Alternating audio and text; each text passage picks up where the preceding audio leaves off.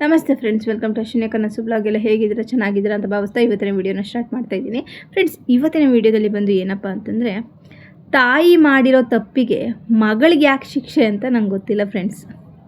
ಯಾಕೆಂದರೆ ತಾಯಿ ಮಾಡೋವಂಥ ತಪ್ಪಿಗೆ ಮಗಳಿಗೆ ಯಾಕೆ ಈ ಪ್ರಪಂಚ, ಈ ಸಮಾಜ ಶಿಕ್ಷೆ ಕೊಡ್ತಾ ಇದೆ, ಆ ಹುಡುಗಿಗೆ ಏನು ಗೊತ್ತಿಲ್ಲದಿರೋ ಹುಡುಗಿಗೆ ಯಾಕೆ ಈ ಶಿಕ್ಷೆ, ಈ ನೋವು ಅನ್ನೋದ್ರ ಬಗ್ಗೆ ನಾನಿವತ್ತು, ಇದು ನಿಜವಾಗಿ ನಡೆದಂಥ ಒಂದು ಘಟನೆ, ನಮ್ಮ ಒಂದು ಫ್ಯಾಮಿಲಿನೇ ನಡೆದಂಥ ಘಟನೆ ಇದು.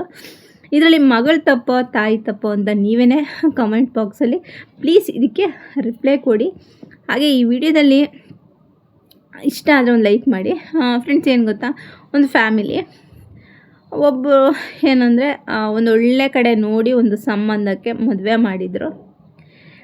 ಮಾಡಿದ್ರು. ಈ ಅಮ್ಮನಲ್ಲಿ ಸ್ವಲ್ಪ ಹುಚ್ಚಾಟದಿಂದ ಇವರು ಗಂಡ ಇದ್ರೂ ಬೇರೆ ಒಂದು ಅನೈತಿಕ ಸಂಬಂಧಗಳನ್ನ ಇತ್ತು.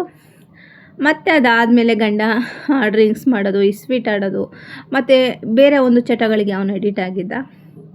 ಸರಿ ಅಂತೇಳಿ ಅವರು ಆ ಗಂಡನ್ನು ಬಿಟ್ಟು ಬಂದರು. ಅಂದರೆ ಮಕ್ಕಳಾಗೋವರೆಗೂ ಎಲ್ಲ ಚೆನ್ನಾಗಿತ್ತು, ಆಸ್ತಿ ಇತ್ತು, ಎಲ್ಲನೂ ಮಾರ್ಕೊಂಡ್ಬಿಟ್ರು. ಅವರ ಒಂದು ಕೆಟ್ಟ ಚಟಗಳಿಂದ ಎಲ್ಲನೂ ಮಾರ್ಕೊಂಡ್ರು. ಅಂದರೆ ಮನೆಯಾಗಿ ಹೆಂಗಸು ಅದನ್ನು ಉಳಿಸ್ಕೋಬೋದಾಗಿತ್ತು, ಆದರೆ ಅವರು ಉಳಿಸ್ಕೊಳ್ಳಿಲ್ಲ. ಅದನ್ನೆಲ್ಲ ಮಾರಿ ಮತ್ತು ಆ 2 ಮಕ್ಕಳನ್ನ ಕರ್ಕೊಂಡೋಗಿ ಅವ್ರಿಗೆ ಒಂದು ಹೆಣ್ಣು ಒಂದು ಗಂಡು, ಆ ಮಕ್ಕಳನ್ನ ಕರ್ಕೊಂಡೋಗಿ ಅವ್ರ ತಾಯಿ ಮನೇಲಿ ಬಿಡ್ತಾರೆ. ಆ ತಾಯಿ ಮನೇಲಿ ಬಿಟ್ಟ ಮೇಲೆ ಆ ಅಜ್ಜಿ ಅವ್ರಿಗೆ ಎಷ್ಟಾಗುತ್ತೋ ಅಷ್ಟು ಚೆನ್ನಾಗಿ 2 ಮಕ್ಕಳನ್ನೂ ಸಾಕ್ತಾರೆ. ಒಂದು ಹುಡುಗಿನ ಡಿಗ್ರಿ ಓದಿಸ್ತಾರೆ, ಇನ್ನೊಂದು ಹುಡುಗಿನ ಅವನು ಫಸ್ಟ್ PU ಏನೋ ಓದ್ತಾನೆ ಅಷ್ಟೇ. ಮತ್ತು ಆ ಹುಡುಗ ಒಂದು ಜಾಬ್ಗೆ ಟ್ರೈ ಮಾಡಿ ಅವನ ಒಂದು ಕೆಲಸದ ಮೇಲೆ ಅವ್ನು ನಿಂತ್ಕೊಂಡಿರ್ತಾನೆ. ಇಲ್ಲಿ ಪ್ಲಸ್ ಪಾಯಿಂಟು, ಹುಡುಗಂದೇನು ಪ್ರಾಬ್ಲಮ್ ಇಲ್ಲ, ಹುಡುಗಿಗೆ ಸಮಸ್ಯೆ ಆಗ್ತಿರೋದು. ಡಿಗ್ರಿ ಓದಿರೋ ಹುಡುಗಿಗೆ ಈ ಅಮ್ಮ ಏನು ಮಾಡಿದರು ಅಂದರೆ, ಗಂಡನ ಬಿಟ್ಟು ಬಂದು ನೆಕ್ಸ್ಟ್ ಮ್ಯಾರೇಜ್ ಆದರು. ಮ್ಯಾರೇಜ್ ಅಂದರೆ ಅವರು ಮದುವೆ ಆಗಲಿಲ್ಲ, ಒಂದು ಸಂಬಂಧ ಅನ್ನೋದು ಇಟ್ಕೊಂಡ್ರು.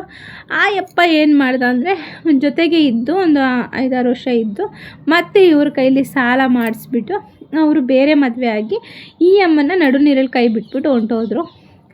ಮತ್ತೆ ಆಯಿತು ಏನೋ, ಮತ್ತೆ ಅವರು ಬೇರೆ ಇನ್ನೊಂದು ಥರ ಸಂಬಂಧಗಳನ್ನ ಇಟ್ಕೊಂಡ್ರು. 1-2 ಅಂತಲ್ಲ, ಬೇರೆ ಥರ ಸಂಬಂಧಗಳನ್ನ ಅವರು ಮಾಡ್ಕೊತಾ ಹೋದರು. ಮಾಡ್ಕೊತಾ ಹೋಗಿರೋದಕ್ಕೆ ಲಾಸ್ಟಿಗೆ ಈ ಹುಡುಗಿಗೆ ಮದುವೆ ಏಜಿಗೆ ಬಂತು. ಒಂದಷ್ಟು ಸಂಬಂಧಗಳು ಆ ಹುಡುಗಿಗೆ ಕೂಡ್ಕೊಂಡು ಬರ್ತಾಯಿತ್ತು. ಈ ಅಕ್ಕಪಕ್ಕದ ಜನಗಳಿರ್ತಾರಲ್ಲ, ಏನಂತಂದರೆ ಅವರ ತಾಯಿ ಸರಿ ಇಲ್ಲ. ಈ ಹುಡುಗಿ ತುಂಬ ಚೆನ್ನಾಗಿ ಬೆಳೆಸಿರ್ತಾರೆ, ಒಂದು ಒಳ್ಳೆಯದು ಕೆಟ್ಟದ್ದು ಏನೂ ಗೊತ್ತಿಲ್ಲದಂಗೆ ತೂಕವಾಗಿ ಸಂಸ್ಕೃತವಾಗಿ ಪ್ರತಿಯೊಂದು ವಿದ್ಯಾಭ್ಯಾಸ ಕೊಟ್ಟು ಅವಳು ಒಂದು ಸ್ಕೂಲಲ್ಲಾದರೂ ಫಸ್ಟ್ ಇದ್ಲು, ಪ್ರತಿಯೊಂದರಲ್ಲೂ ಫಸ್ಟ್ ಇದ್ದು, ಒಂದು ಒಬ್ಬರ ಹತ್ರ ಒಂದು ಕೆಟ್ಟ ಹೆಸರು ಅಂತ ತೊಗೊಳ್ದಂಗೆ ಹುಡುಗಿ. ಯಾಕಂದರೆ ತಾಯಿ ಈ ಥರ ಆಗಿದೆ, ನನ್ನ ಜೀವನ ಈ ಥರ ಆಗಬಾರ್ದು ಅಂತ ತುಂಬಾ ಅಜ್ಜಿ ಒಂದು ಆರೈಕೆಯಿಂದ ಬೆಳೆದಂಥ ಹೆಣ್ಣು. ಯಾರೇ ಮದುವೆ ಆಗಿ ಹುಡುಗನ ಮನೆಗೆ ಹೋದರೆ ಬಂದು ಹುಡುಗಿ ನೋಡ್ಕೊಂಡು ಹೋಗ್ತಿದ್ರು. ನೆಕ್ಸ್ಟ್ ಅವರ ರಿಸಲ್ಟ್ ಏನು ಬರ್ತಿತ್ತು ಅಂತಂದರೆ, ನಿಮ್ಮ ಸಂಬಂಧ ನಮಗೆ ಬೇಡ ಅಂತ ಹೇಳ್ತಿದ್ರು. ಏನಕ್ಕೆ ಸಂಬಂಧ ಬೇಡ ಅಂದರೆ, ಬಂದು ಅಕ್ಕಪಕ್ಕದಲ್ಲಿ ವಿಚಾರಿಸೋದು. ಅವರು ಹುಡುಗನ ಕಡೆಯಿಂದ ಬರುವಾಗ ಒಂದು 4-5 ಸೀಟ್ ಬರ್ತಿದ್ರು. ಬಂದಾಗ ಅವರು ಫಸ್ಟು ಹುಡುಗ ಮನೆಯೊಳಗೆ ಬಂದು ಹುಡುಗಿನ ನೋಡಿಕೊಂಡು, ಹುಡುಗಿ ಎಲ್ಲ ಇಷ್ಟ, ಹುಡುಗಿ ಮಾತ್ರ ಫ್ರೆಂಡ್ಸ್ ಕೈ ತೊಳೆದು ಮುಟ್ಬೇಕು, ಅಷ್ಟು ಚೆನ್ನಾಗಿತ್ತು. ಬಂದು ನೋಡ್ಕೊಂಡೆಲ್ಲ ಹೋಗೋರು. ಆದರೆ ಅಕ್ಕಪಕ್ಕದಲ್ಲಿ ಹೋಗಿ ಕೇಳಬೇಕಾದ್ರೆ ಅವ್ರ ತಾಯಿ ಈ ಥರ, ಅವ್ರ ತಾಯಿ ಕ್ಯಾರೆಕ್ಟ್ರ್ ಸರಿ ಇಲ್ಲ. ಅಂದರೆ ತಾಯಿ ಕ್ಯಾರೆಕ್ಟ್ರ್ ಸರಿ ಇಲ್ಲ ಅಂತಂದರೆ ಮಕ್ಕಳು ಅದೇ ಥರ ಅಂತ ಅಂದ್ಕೊಂಡು ತುಂಬ ಇಲ್ಲ ಅಂದರೆ ಒಂದು 10-15 ಕಡೆ ಸಂಬಂಧ ಬಂತು ಫ್ರೆಂಡ್ಸ್ ಆ ಹುಡುಗಿಗೆ. ಬಂದ್ರೂ ಅದು ಮ್ಯಾರೇಜ್ ಆಗಲೇ ಇಲ್ಲ. ಲಾಸ್ಟಿಗೆ ಹುಡುಗಿ ಮನನೊಂದು ಸೂಸೈಡೇ ಮಾಡ್ಕೊಂಬಿಡ್ತು. ಏನಕ್ಕೆ ಅಂತಂದರೆ, ತಾಯಿ ಮಾಡಿರುವಂಥ ಎಡವಟ್ಟು. ಅಂದರೆ ಅವ್ರ ತಾಯಿ ಥರನೇ ಮಕ್ಕಳು ಅಂತ, ತಾಯಿ ಅವ್ರ ಇಚ್ಛೆಯಿಂದ ಅವ್ರು ಹೋಗಿ ಮಾಡ್ಕೊಂಡು, ಆ ತಾಯಿ ಮಕ್ಕಳ ಬಗ್ಗೆ ಯೋಚನೆ ಮಾಡಲಿಲ್ಲ, ಅವರ ಜೀವನದ ಬಗ್ಗೆ ಯೋಚನೆ ಮಾಡಿದ್ರು. ಇಲ್ಲ ಮಕ್ಕಳಿಗೆ ಒಂದಿನಕ್ಕಾದ್ರೂ ಕೈ ತುತ್ತು ಕೊಡಲಿಲ್ಲ, ಮಕ್ಕಳನ್ನ ಒಂದು ಲಾಲನೆ ಪಾಲನೆ ಮಾಡಲಿಲ್ಲ. ಬರೀ ಅವರ ಒಂದು ಸುಖನ ಹುಡ್ಕೊಂಡು ಹೋದರೆ ಹೊರತು ಮಕ್ಕಳ ಒಳ್ಳೆಯದು ಕೆಟ್ಟದ್ದು ಯಾವತ್ತೂ ನೋಡಲಿಲ್ಲ. ಅವನು ಏನು ಓದ್ತಾ ಇದ್ದಾನೆ, ಅವಳು ಏನು ಓದ್ತಾ ಇದ್ದಾಳೆ, ಅವಳ ಎಜುಕೇಷನ್ ಏನಿದೆ, ಅವಳು ಯಾವ ಬಟ್ಟೆ ಹಾಕ್ಕೋತಾ ಇದ್ದಾಳೆ, ಅವಳಿಗೆ ಹುಷಾರಿಲ್ವಾ ಅಂತಂದ್ಬಿಟ್ಟು ಒಂದಿನ ಕೂತ್ಕೊಂಡು ತಾಯಿ ಮಗನ ಜೊತೆ ಕೂತ್ಕೊಂಡು ಮಾತಾಡಲಿಲ್ಲ, ಒಂದಿನ ಪ್ರೀತಿ ತೋರಿಸ್ಲಿಲ್ಲ. ಬರೀ ಅವರ ಒಂದು ಸುಖನೇ ನೋಡಿಕೊಂಡ್ರು. ಅಪ್ಪ ಅವ್ರ ಸುಖ ನೋಡಿಕೊಂಡ್ರು, ಅಮ್ಮ ಅಮ್ಮನ ಸುಖ ನೋಡಿಕೊಂಡ್ರು. ಇಲ್ಲಿ ಬಡಪಾಯಿ ಆಗಿದ್ದು 2 ಮಕ್ಕಳು, ಗಂಡು ಮಕ್ಕಳು ಹೇಗಿದ್ರು ಜೀವನ ನಡೆಯುತ್ತೆ. ಆದರೆ ಇಲ್ಲಿ ಬಲುಪಶು ಆಗಿದ್ದು ಒಂದು ಹುಡುಗಿ ಮಾತ್ರ. ಯಾಕೆ ಅಂದರೆ ಅಮ್ಮ ಮಾಡ್ತಾ ಇರುವಂಥ ಕರ್ಮಕಾಂಡ ಕೆಲಸಗಳಿಗೆ ಮಗಳು ಬಲಿಯಾದಳು. ಫ್ರೆಂಡ್ಸ್, ತಾಯಿಯಾದವಳು ಮಕ್ಕಳಿಗೋಸ್ಕರ ಬದುಕಬೇಕಂತೆ. ಯಾಕಂದರೆ ಪ್ರತಿಯೊಂದು ಹೆಜ್ಜೆಯಲ್ಲಿ ಒಳ್ಳೆಯದು ಕೆಟ್ಟದ್ದು ಎಲ್ಲದರಲ್ಲೂ ತಾಯಿ ಮಾತ್ರನೇ ಮಕ್ಕಳನ್ನ ಒಂದು ಪೋಷಣೆ ಮಾಡೋಕ್ಕಾಗೋದು. ನೋಡಿ, ಈ ಸಮಾಜ ನಾವು ಹೇಗಿದ್ರೂ ಮಾತಾಡುತ್ತೆ. ಆದರೆ ಇಲ್ಲಿ ನಾವು ತಾಯಿದಿರೋ ನಾವು ಹಾಕೋ ಹೆಜ್ಜೆ ಇದೆಯಲ್ಲ, ನಮ್ಮ ಹೆಜ್ಜೆಗಳು ಒಂದೊಂದು ಹೆಜ್ಜೆ ಹೇಗಿರಬೇಕು ಅಂದರೆ ನಮ್ಮ ಮಕ್ಕಳ ಭವಿಷ್ಯಕ್ಕೋಸ್ಕರ ಮಾತ್ರ ನಮ್ಮ ಹೆಜ್ಜೆ ಇರಬೇಕೇ ಹೊರತು ನಮ್ಮ ಸುಖ ಶಾಂತಿಗೋಸ್ಕರ ಅಲ್ಲ. ಯಾವಾಗ ನಮ್ಮ ಎದೆ ಹತ್ರಕ್ಕೆ ಮಕ್ಕಳು ಬಂದರೂ ನಮ್ಮ ಆಸೆ ಆಕಾಂಕ್ಷೆಗಳನ್ನ ನಾವು ಸೈಡಿಗಿಟ್ಟು ಮಕ್ಕಳಿಗೋಸ್ಕರ ಬದುಕಬೇಕು. ಫ್ರೆಂಡ್ಸ್, ಇದೆಲ್ಲ ಅಲ್ಲ, ನಮ್ಮ ಒಂದು ಫ್ಯಾಮಿಲಿ ನಡೆದಂಥ ಘಟನೆ. ಇದರಲ್ಲಿ ತುಂಬ ಜನ ಹೆಣ್ಮಕ್ಳು ಈ ಥರ ಒಂಥರ ದಾರಿ ತಪ್ಪು ಅಂತ ಹೆಣ್ಮಕ್ಳಿಗೆ ಹೇಳ್ತಿರೋದು. ದಯವಿಟ್ಟು ಯಾವ ಹೆಣ್ಮಕ್ಳಿಗೂ ಅಲ್ಲ. ಅವಳ ಒಂದು ಕೆಟ್ಟ ನಿರ್ಧಾರಗಳು ಚಿಂದಂಥ ಹುಡುಗಿ ಬಲಿಪಶು ಆಯಿತು. ಯಾಕಂದರೆ ಆ ಹುಡುಗಿ ಎಷ್ಟು ನೊಂದಿತ್ತು ಅಂದರೆ ಒಂದು ಲೆಟ್ರ್ ಬರೆದಿತ್ತು. ಫ್ರೆಂಡ್ಸ್, ಆ ಲೆಟ್ರ್ ನೋಡಿದ್ರೆ ಅಷ್ಟು ಕಣ್ಣೀರು ಬರ್ತಿತ್ತು. ಆ ಲೆಟ್ರ್ ಓದಬೇಕಾದ್ರೆ ಹೇಗೆ ಮಲಗಿತ್ತು ಅಂದರೆ ಇವತ್ತಿಗೂ ಅದನ್ನು ನೆನೆಸ್ಕೊಂಬಿಟ್ರೆ ಮೈ ಜುಮ್ ಅನ್ನುತ್ತೆ.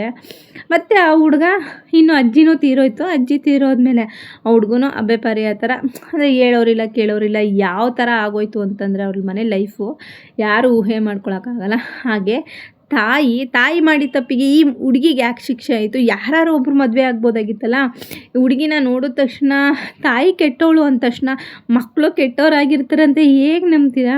ಈಗ ಎಷ್ಟೋ ಒಂದು ಕಡೆಯಲ್ಲಿ ತಾಯಿ ಏನೆಲ್ಲ ಕೆಲಸ ಮಾಡ್ತಾಯಿದ್ರು, ಮಕ್ಕಳನ್ನ ಶ್ರದ್ಧೆ ಭಕ್ತಿಯಿಂದ ಬೆಳೆಸಿರ್ತಾರೆ, ಒಂದು ಒಳ್ಳೆ ಕಡೆ ಮದುವೆ ಮಾಡಿರ್ತಾರೆ.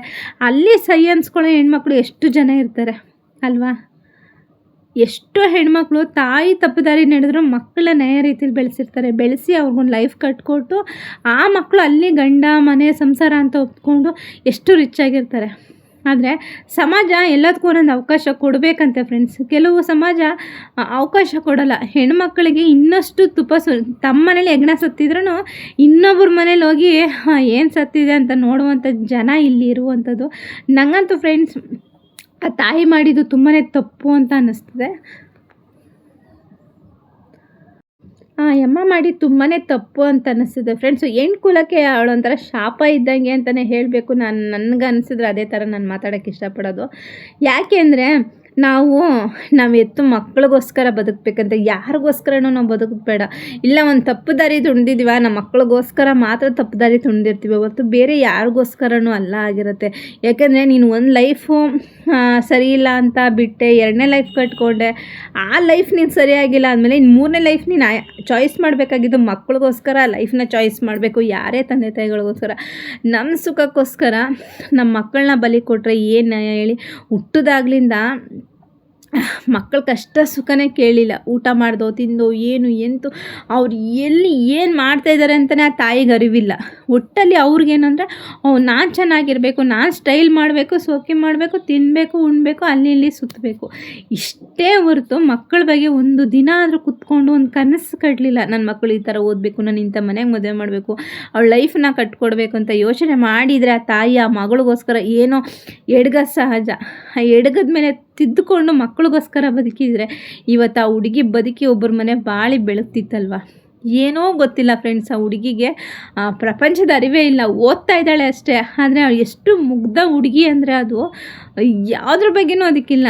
ಒಟ್ಟಲ್ಲಿ ಏನು ಅಂತಂದರೆ ನಾನು ಓದಬೇಕು, ಅದೊಂದು ದೊಡ್ಡ ಡ್ರೀಮ್ ಇತ್ತು ಆ ಹುಡುಗಿ ಜೊತೆ. ನಾನು ಎಷ್ಟೋ ಸಲ ಮಾತಾಡುವಾಗ ಅದು ಹೇಳೋದು ಏನಂದರೆ, ಅಕ್ಕ ನಾನು ಚೆನ್ನಾಗಿ ಓದಬೇಕು, ನಾನು ಚೆನ್ನಾಗಿ ಇದು ಮಾಡಬೇಕು, ಬಾಳಬೇಕು ಅಕ್ಕ, ನಮ್ಮಮ್ಮ ಈ ಥರ ಆದರೂ ನಾನು ಆ ಥರ ಹೆಸರು ತೊಗೋಬಾರ್ದು ಎಷ್ಟೋ ಸಲ ಹೇಳ್ತಿತ್ತು. ಆದರೆ ಆ ಹುಡುಗಿನ ಇವತ್ತು ಹೆಣುವಾಗಿ ನೋಡಿದಾಗ ಎಷ್ಟು ಕರುಳು ಹಿಂಡುವಂಥ ಕೆಲಸ ಅಂತಂದರೆ, ಆ ತಾಯಿಗೆ ಎಷ್ಟು ಶಾಪ ಆಗ್ತಿದ್ರು ಜನಗಳು ಅಂದರೆ ಆ ಹುಡುಗಿನ ನೋಡೋಕ್ಕೆ ಬಿಡ್ತಿದ್ದಿಲ್ಲ. ಏನಕ್ಕೆ ಬಂದಿದೆಯಾ ಅಂತ ಎಲ್ಲ ಹೊಡೆಯೋಕ್ಕೆ ಹೋಗ್ತಾಯಿದ್ರು. ಆದರೆ ಈ ಅಮ್ಮ ಮಾಡಿ ತಪ್ಪಿಗೆ ಆ ಹುಡುಗಿಗೆ ಪರಿಸ್ಥಿತಿ ಬಂತು ಅಂದರೆ ಫ್ರೆಂಡ್ಸ್ ನೆನೆಸ್ಕೊಂಡ್ರೆ ನಿಜವೂ ಅಳು ಬರುತ್ತೆ. ನನಗಂತೂ ಸಿಕ್ಕಾಪಟ್ಟೆ ಬೇಜಾರಾಗ್ಬಿಡ್ತು, ಹಿಂಗೂ ಇದ್ದಾರೆ ಜನ ಅಂತಂದ್ಬಿಟ್ಟು. ಫ್ರೆಂಡ್ಸ್, ಇದರಲ್ಲಿ ತಾಯಿ ತುಂಬಾ ತಪ್ಪು ಮಾಡಿದ್ದಾಳೆ ಅಲ್ವಾ, ತುಂಬಾ ಬೇಜಾರಾಗುತ್ತೆ ಫ್ರೆಂಡ್ಸ್.